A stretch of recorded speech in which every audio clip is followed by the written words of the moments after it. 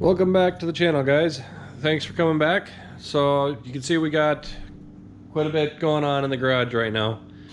I got Patches still sitting over there. Hopefully we can unbury her soon. I got the Grand Prix sitting here right now and the vet. Well, hasn't moved much. I cleaned up a little bit, but right now we got to go ahead and get ready for the Thunder Chicken in here. We're going to go ahead and take that apart. Nobody decided to buy it, so we're going to go ahead and get rid or pull out the good stuff so we can get that out of here, make a little bit more room. So we're going to put the Grand Prix out back right now, pull the Thunder Chicken in, and maybe throw the Chevette out back. Haven't quite decided yet. So I'm going to work on that, get this organized in here a little bit better so we have some room and we can start working on putting some stuff together. So here is the 1.6 liter out of the Chevette. A little 4-speed transmission. Not much there, but I did find that there is somebody that actually manufactures a turbo manifold, exhaust manifold for this. I don't know if I want to deal with going for a blow-through carburetor on a small little 2-barrel. So we might just fuel inject it. I'm not sure yet. That's something that we need to think about and go from there. Right now we're probably just going to put the carburetor back on and let it be so we can go ahead and drive Patches here. Got all kinds of engine parts over there I should probably get rid of here soon. A couple of 460 blocks, 460 heads, big block Ford stuff. Mustang parts still sitting over there from my old 94 Mustang I had. That ended up going away. Still got a 400 big block Chrysler sitting there with the transmission. Need to make some room. Winter's coming up here soon, so I can't have too much in here because I'll still need to have the snowblower going. Right now we're set up for bagging. The little bit of snow we got melted right away, thankfully. Right now we gotta worry about all the leaves. So we are going to get the cars moved around and hopefully not have anybody complain too much. Hopefully the Thunderbird will be out of here in short time and we just won't worry about it anymore. Well, hopefully the things that come off the Thunderbird are going in the vet. We'll have to see how that works. That's kind of the plan, but we'll have to see. The vet engine is going to be going in the 46. We're going to get that going. See if we can fix up the suspension and just use it the way it is for right now, and then later on down the road we'll go ahead and tear it back down and see about slamming it to the ground and doing some more stuff to it. But for right now we'll probably just make it work. That way we can go ahead and get a title for it, drive it, have some fun with it.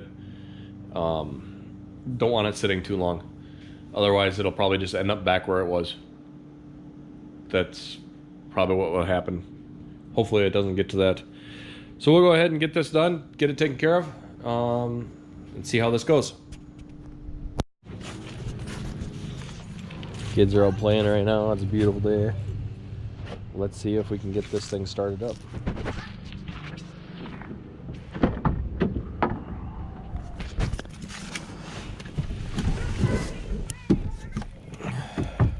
Last time I started it was awfully cold-blooded. Looks like we still got voltage. But it hadn't ran for quite some time the last time I started it here, so hopefully we're good to go this time.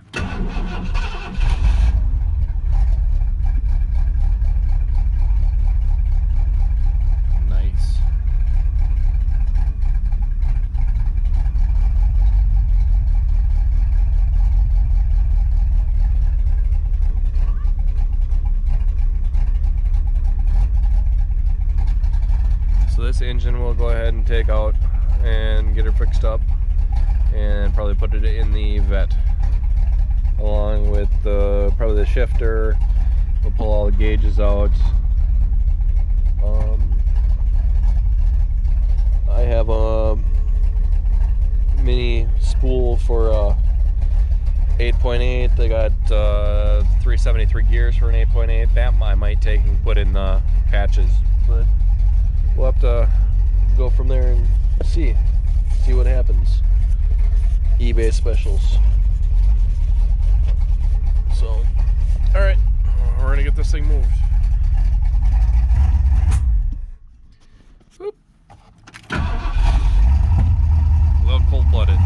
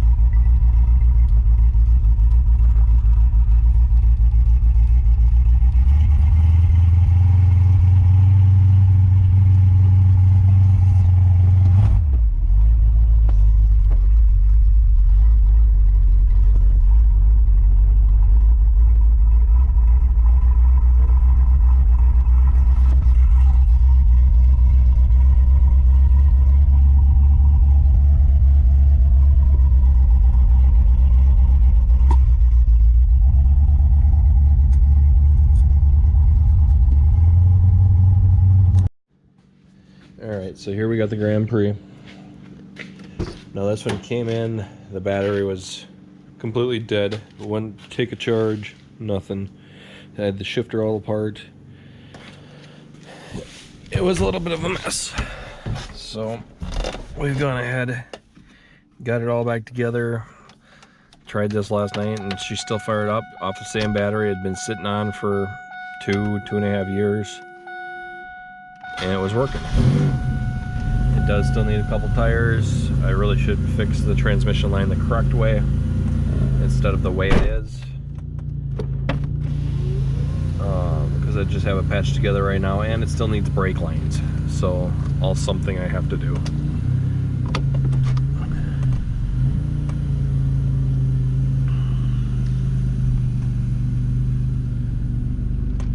But obviously the shifter works. Everything seems to be working just fine on this one. So hopefully soon I'll be able to get this one back on the road and should be good to go. I just got to get new brake lines for it. I'll make new lines and get this thing taken care of. So right now it's working really well for what I got.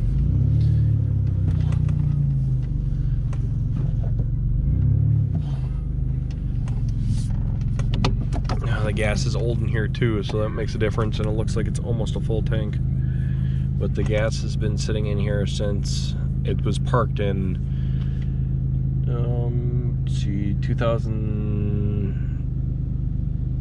mid 2017, I believe this was parked, and it's been sitting since.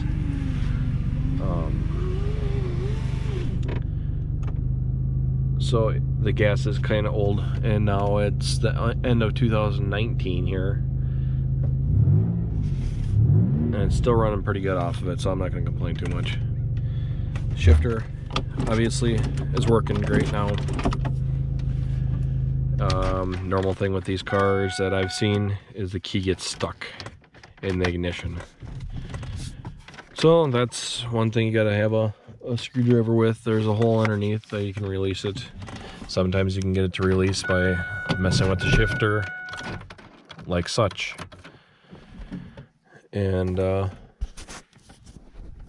it'll be good. So that's this one. I gotta go ahead and get the, I got a carport that I have sitting up here. I never put the top on it, so we're just gonna go ahead and take that down for the winter, park the car, and worry about the Chevette and just go from there. Alright, so we've rearranged quite a bit in here today. Patches hasn't moved. I cleaned a little bit of stuff off, looked underneath the hood. Chevette engine down in between. Chevette got moved over next to Patches. It's actually a really small car. I could probably get 2 more cars in here if I really wanted to. A lawn tractor, 4.6, and Thunder Chicken. We're all in here now. So now at this point, we are going to go ahead and start tomorrow on pulling this apart. Like I said, nobody wanted to buy this the way it's at, so we'll just go ahead and pull it apart. This afternoon we got some family stuff going on, so we're gonna go do that, and then we'll start pulling this apart.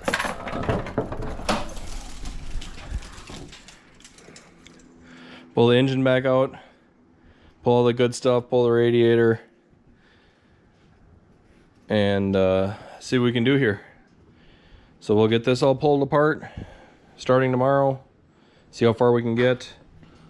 We'll pull the front wheels back off, pull the hubs, put the original brakes back on, and put the original wheels back on, pull the shifter, pull all the AN lines, and send it on the road. If somebody else wants it for parts or whatever, they can have it. So got the spare tire on there now, so we can push that around. That rolls really easy. Still a mess, but it is what it is. 4.6, that's either going to go down the road in the Thunder Chicken, or it's just going to go down the road. I got to get that out of here. 400, that's going to go down the road. Don't need it sitting around. I don't have any room in here anymore. Other 460 blocks, I'll probably hold on to them, might put them somewhere else. Not quite sure yet. Need to get patches, need to get back on patches here, get that together so I can start the Chevy Chevette project. So we'll get this going, get the body mounted, get the box mounted, get the engine mounted, transmission mounted, everything I need to do to get it to be able to move. We'll do that, and then we'll get this moved out of this position, because this is my welding position. I can weld over there if I really wanted to. I'll drag out the welder, but I like having everything I weld over in this area if I can. So we'll go ahead and see what we can do. But we'll go from there, and tomorrow will be another day. All right, welcome back. We're on day 2 here on the Thunder Chicken. We got it in here now. I went ahead and pulled the hood off. I got the battery out of the way. Just a little knick-knack stuff. I've got it taken care of here. So give you guys a little idea of what we got going on here. So this is a Ford 460. It's got an Edelbrock Performer RPM intake, a factory 1973 rebuilt carburetor off of 429, cheap eBay HEI distributor on there, jegs wires, mechanical fuel pump, and lines throughout. There's a hard line down the bottom that runs to the back. Then I got AN lines going to the factory tank. The starter had issues. The contactor, the solenoid on it was stuck. So I went ahead and wired in different solenoids so that we could just start it with that. That way I didn't have to worry about it. Rebuilt alternator, 1 wire setup, 140 amp.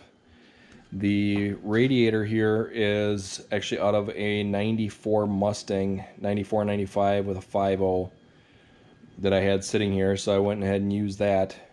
There is an electric fan. It's actually on the back side. I think you might be able to see it in there. I wired that in because there was just absolutely not enough room here in the front. Transmission lines, they are what they are. Rubber boots to get them together. The reason I did that, rubber lines, there's transmission line. The reason I did that is because I was in a hurry. I wanted to get this thing to the track. Didn't go very well. One pass and that was it. It's still running factory manifolds on here. Nothing special. They go down into 2-inch to 2.5, I believe, or 2.25. I can't remember off the top of my head. Put a filler neck out of a Dodge Durango, I believe, on there, so I get the water neck high enough. Ended up building up way too much pressure and blew the cap after the end of the run. Luckily, there was just water in it, so no big worries there. The carburetor stuck to float on me a couple times. Nothing real fancy out here. Old Edelbrock valve covers. So the deal with the engine. She's a 460. I got this one along with another one. Let me start over.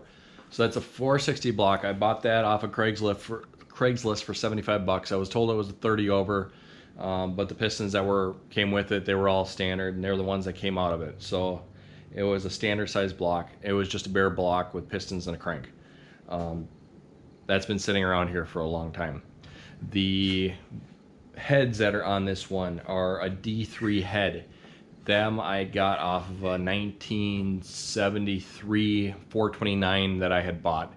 The 429 had an issue, water in it, cracked cylinder. So that one got scrapped out. Then I went ahead and found somebody was selling a pair of 460s with the Edelbrock intake. They were supposedly good running engines, but they weren't. So I went ahead and pieced this engine together off of basically 4 engines. Bearings on one of the engines that I was told that was good were completely horrid. All that was left was, I wonder if I got any of the bearings here. It looks like it took all the bearings away, but up there. So you can see how bad coppered that is. That's how all of the bearings are, and the rods are stiff. The piston pins on the rods, there is no play.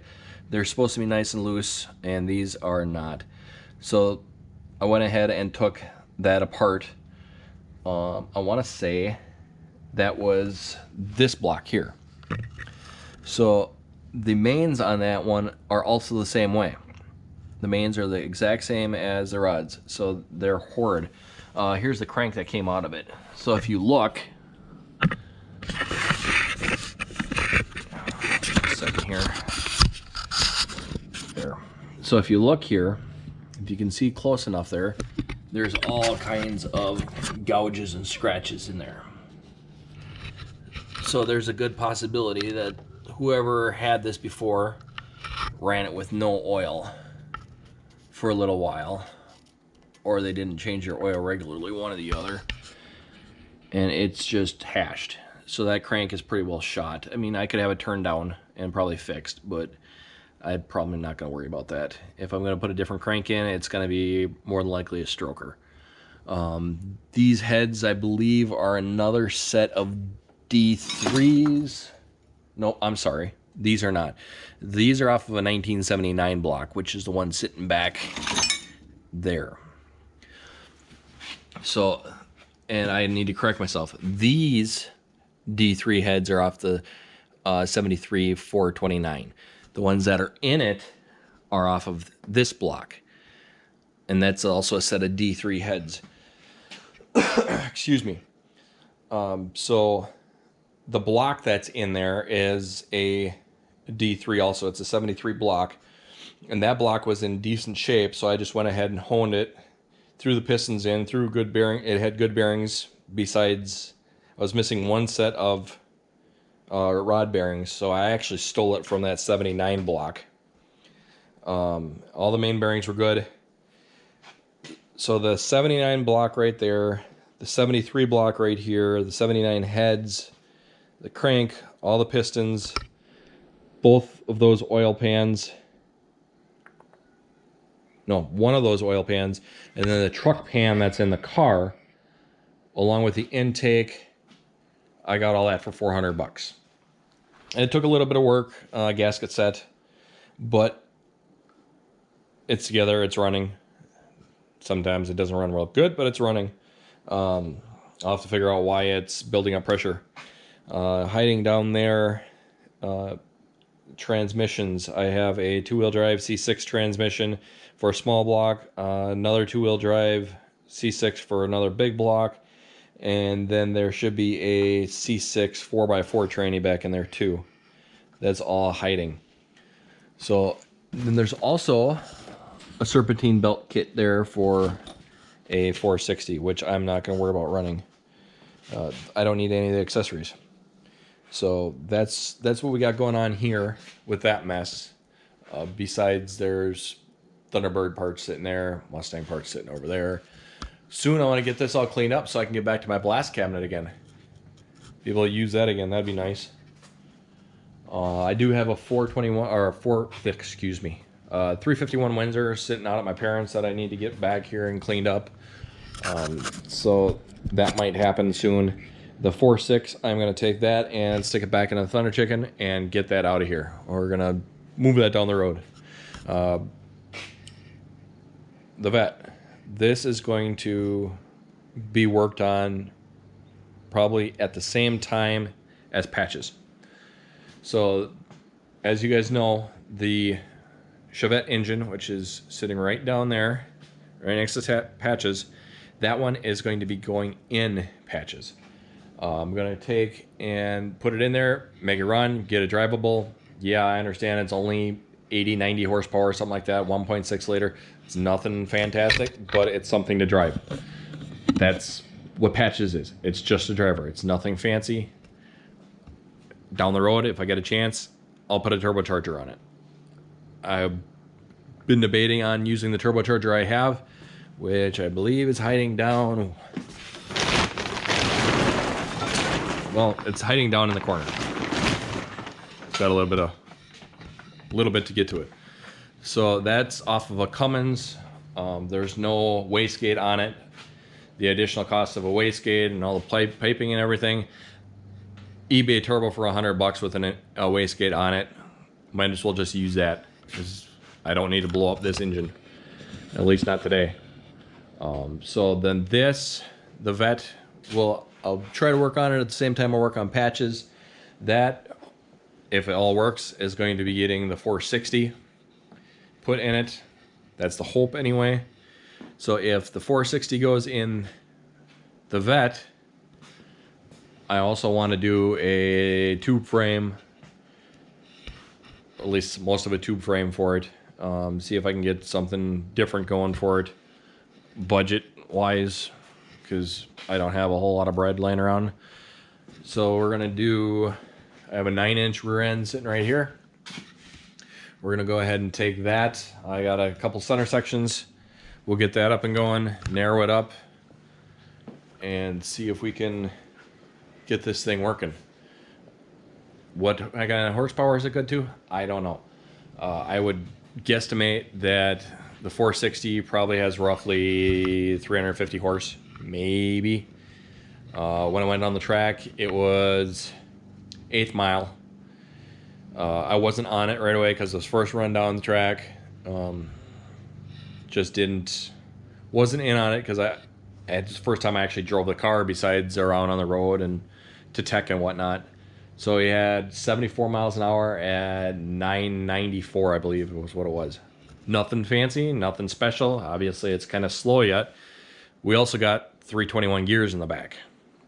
I believe, I'm pretty sure. If it's not the 321, it's 308. But it seems like this independent rear end has the limited slip, so I believe that's a 321. At 321 and 323. So it's coming along, but we're gonna go ahead and get all this stripped down, take the front wheels back off, extend the lugs, the whole 9 yards. Well, we'll have to see about all that. We'll get this all apart and get that out of here, out of our lives. Get it down the road. If somebody else wants it, they can come get it, pick it up, and use it for parts or whatever, what have you. Engine is planning on going with it. Then we'll get working again on patches. I think I figured out what I'm going to do for the body leveling. Like I said, one of my previous videos, the cab itself is in a good position, but the front end goes up. So the front end is higher than the cab, and the way that I think I'm going to get around that is take and either cut the core support and move it so I can move it down further, or I'll trim the frame out and box the frame back in and move it down that way. That way I don't have to lift the cab up a ridiculous amount to try and level everything out. So we'll get to that here hopefully soon and get back on patches, get the engine mounts made, and start some wiring on that. Get the engine mounts made, get the cab bolted on, get the box bolted on, fix your suspension issues that we've had. I think if I remember right, it's a 2001 Ford Ranger frame, so I'm sure we can lower it, but we'll get that up and going here too. Who knows, maybe the front wheels off of the Thunder Chicken can go on there, because I'm guessing I'm going to have to do something different on the Chevette. I don't know what I'm going to do for a front end on it yet. I like the way it is, but the brakes from the factory suck horribly. It is a non-vented disc in the front, manual brakes.